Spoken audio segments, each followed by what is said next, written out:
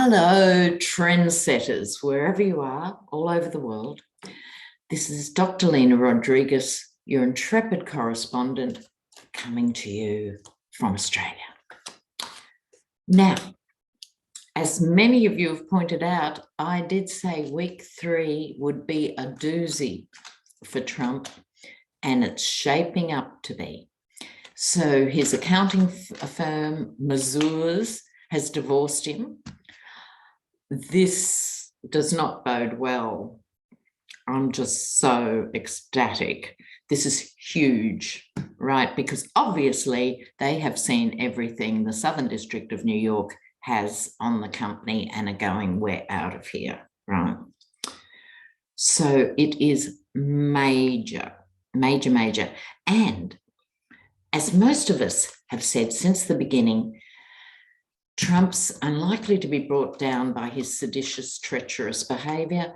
He's far more likely to come down through RICO and the racketeering laws. And that's what is firing. So also this week, he lost his request to be let off from testifying in his Letitia James civil case.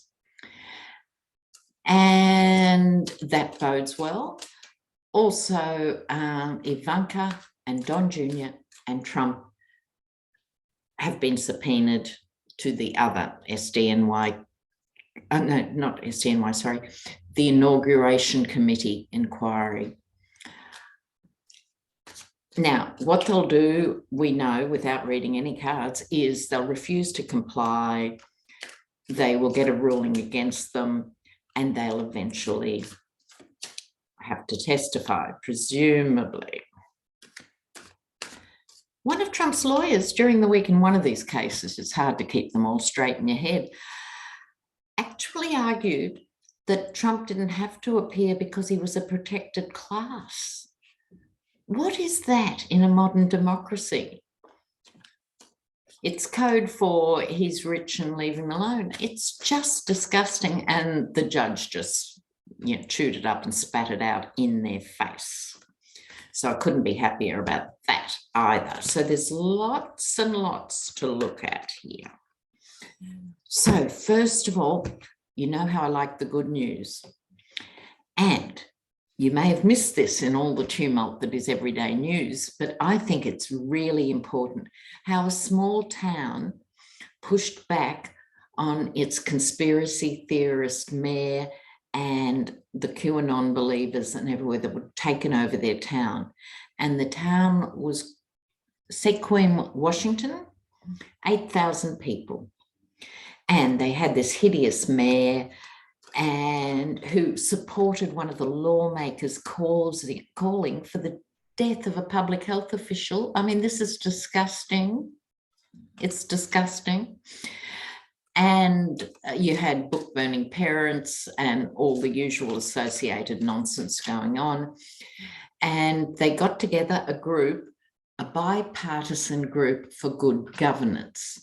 And so that meant that sensible Republicans who still believe in law and order and democracy, and Democrats of every colour and stripe, to talk about good governance, because they realise, and this is what the right is doing everywhere, they're getting into hospital boards to counteract the mandates, they're getting into school boards to fight against critical race theory, etc. They're getting all these positions in council. And so they formed together and they went for positions on the local council, the school board, the hospital board, etc. And it took them a year, but they got them all out of office. So big heads up to small towns. And that bears out one of my major things, which is think global, act local. So whatever you can do locally is important. So here we go. I'm feeling quite optimistic that we're going to finally see some movement on the legal front. I think the big legal stuff that emerges from January 6th is going to play out on a much longer time frame. But this stuff in New York has already been purring away. The inauguration was, what, 5 years ago or something, and they're just getting to it now. So please be patient. Be patient. It will come around. So we want to have a look at I want to look, let's do this first. Giuliani's lawyers. They are in conversation with the January 6th Commission. What can they do for their client? I think Giuliani's sobered up for long enough to realise he is in deep doo-doo. So let's see what the cards say about Giuliani. Will he flip on Trump or what? Let's do that first, and then we'll get on to the illustrious family.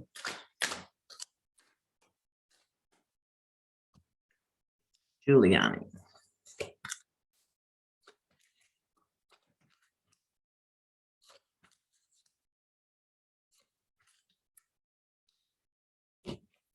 Giuliani, not surprisingly, this is screaming at me, panic about money. Okay, in the center, nostalgia.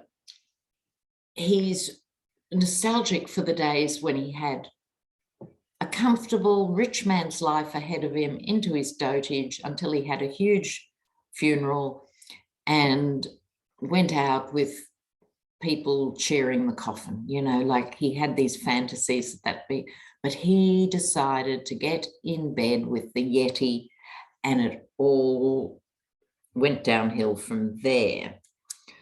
So in the past, he had money and power, which is what he's lamenting, because now we all know the Yeti doesn't pay his legal bills, so he certainly didn't pay Giuliani. The money, I suspect he got as bagman for Russia, Ukraine, whatever, has gone, and he's got money troubles now.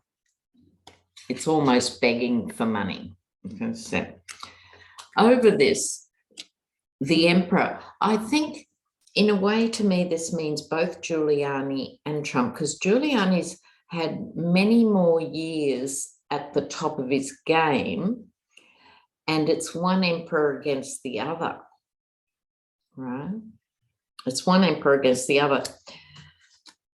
He's trying to negotiate into a safer place where he's trying to diminish a potential prison sentence or even avoid one, but I'll just pull a couple of clarifiers because I want to know, will he actually testify against the Yeti? Yes, no. Will he testify against the Yeti?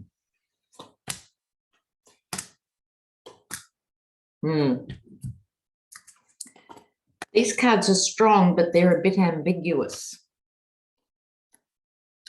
Okay, this is the rule of law. Someone's heart's going to be broken because they're in league with the devil. I suspect he's not actually going to be that forthcoming. I think he's gone too far down that track to actually pull himself back on some level.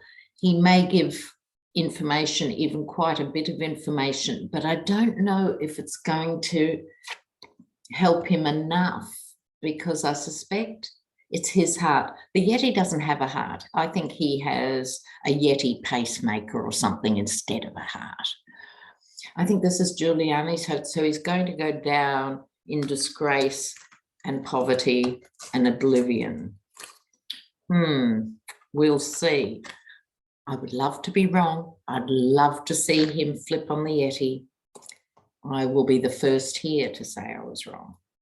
However, I just don't think he will. We'll see. We'll see. We'll see. We'll see. Okay. Now, the fun ones.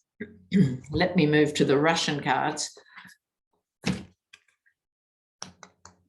For reading on, first of all, Trump org, and SDNY, and now Weisselberg's been hauled back in to testify about the inaugural funding. So before we get to the inaugural, sorry, I'm jumping here. Let me clear my own brain. This first reading is going to be about SDNY, the racketeering of Trump org that involves the Yeti Jr. and Ivanka. What's going to happen with this case?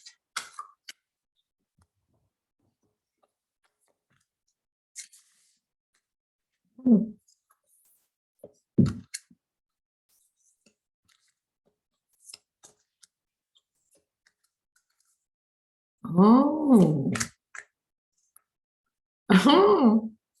Oh, that's funny. That is very funny. Not funny if you're a Trump, actually. Now, here we have Ivanka in tears in the middle. Interesting. You know, the Yeti's been on record as saying, if someone's got to go to jail, it'll have to be Don Jr., not Ivanka. You notice he would not say, it'll be me, I'll go and protect the daughter. No, no, no. So he dobs in his namesake. Nice dad. Warm and fuzzy, isn't he? She is most concerned. The root of the issue is their whole life, this is a very comfortable life, rests on the Trump name. And by the time this is played out, the Trump name's going to be nothing but a major handicap. They're not going to be able to borrow money from anyone except the worst loan shark in the world. This is them together. They're scratching their heads. What are we going to do? How are we going to deal with this court case? The problem is Don Jr., I think this could be a photograph of Don Jr., right? Don Jr. is such a wild card, even more than the Yeti at this point. I think he's going to blow it. Don Jr. is going to somehow blow it. Here's Ivanka getting questioned. I love these cards. And she's going, no, you mean me? Lonnie, no, I don't know how money works. I would be me. It was them. Huh? And have you seen my ankles? Yeah. A journalist is going to produce some material, or already has, and we haven't seen it yet. A journalist is going to produce what actually sinks them. And this journo followed the jewels. Now, this is the 12-chair deck based on a play in Russia in the 30s about how the jewels were hidden in the chair. And this is someone trying to get away. They're going past the lit window, covering themselves with the chair, with their jewels, trying to walk away, right? So they're going to try and walk away, but you'd have to think it's not going to end well. I drew one more card. Now, this is the King of Swords. Look at this. His head's going to be symbolically shaved, right, of the crown and everything else. By the time this case has played out, it'll only be the diehards who don't follow real news, and there's millions of them, so we can't just go poo-poo. It'll only be the diehards. There won't be a sane, sensible lawmaker in the Republican Party who can back him anymore, not a matter of even wanting to. I think this will lead to him actually being declared a felon. Oh my God. Now, I'm really interested in the inauguration investigation because that was Ivanka's baby. Remember, right at the beginning. And she was the one who was driving the whip with the friend of, you know, how, because they always look at everything as their family piggy bank, right? That's how they operate. And so she was looking at, they raised this huge amount of money. Someone tell me, I think it was like 270 million or some colossal amount of money for the inauguration. And a great deal of it went missing in the tradition. So this is specifically on Ivanka and the inauguration. The others, Don Jr. will be involved too and all of that, but this is Ivanka. Tell us about Ivanka.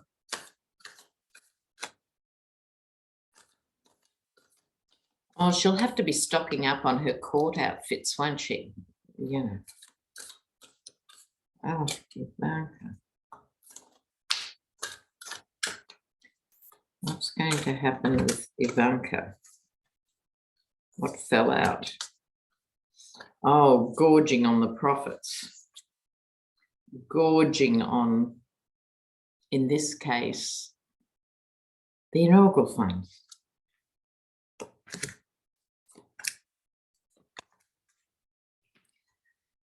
Okay, so for Ivanka, I think this is her arguing with her brother. I think this is her arguing with Don Jr.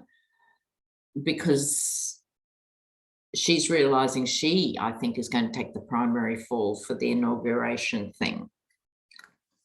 This is secret meetings they're having with their lawyers. But at the end of the day, she's going to be frisked down. I think this is going to be a big slap in the plastic face of Ivanka. A big slap, big slap. Now, what I wanted to say generally to you, because I was all inspired about that story about that country town, it's really important to hang in. You've done so well hanging in the last 4 or 5 years, and it seemed like it only got worse and nothing's happening, but things are happening. So it's really important to stay strong, rise above it, keep in touch with what's going on, but don't let it get to you here. Rise above it, shift your time concepts. We need a different paradigm for this, because if you're limping on week to week, month to month, it's so frustrating. But if you look at the big picture, different story. Now, beloveds, I have to rush away because I'm about to do a collaboration with Jen's World Tarot. So it's not Jen Lin, it's Jen's World. I'm on in 2 minutes, so I better go. And Dave from Moonride will be there. There'll be 3 of us. There might be someone else as well, but there'll be 3 of us. So I have to go. Jen's World Tarot if you want to catch that. Bye. Ciao, ciao.